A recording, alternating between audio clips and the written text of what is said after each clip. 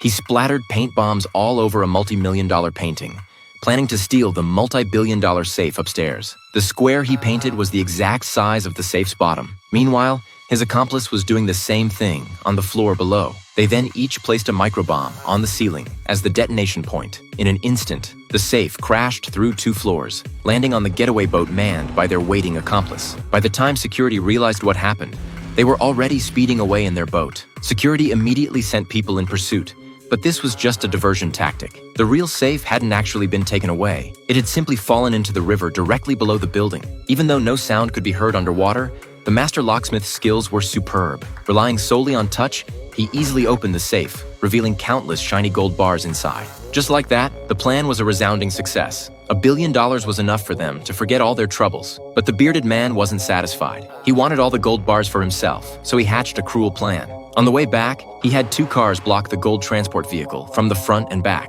He himself subdued Jason, who was in the driver's seat, and then had his henchmen take all the gold bars. To avoid retaliation, he even decided to brutally kill his former teammates. Backed into a corner, Jason had no choice but to take a gamble. He quickly drove the car through the guardrail beside him, plunging into the icy river path under the bridge. But the bearded man still refused to let them go. Not until he saw a corpse float to the surface of the water. Only then did he leave, satisfied. What he didn't know was that aside from the master locksmith, the others hadn't actually died. A year later, the revenge operation began. But to get the gold back, they needed a locksmith. The team leader, Jimmy, found the master's daughter, Lisa. She had inherited her father's lockpicking skills. Give her 3 minutes, and there wasn't a lock in the world she couldn't open. With her on the team, revenge was just around the corner. Their plan was actually very simple. First, have the team's computer whiz hack the bearded man's phone to monitor his every move. When he wasn't home, the ace driver Jason would drive a minicar into his villa to steal his safe. To make sure everything went off without a hitch,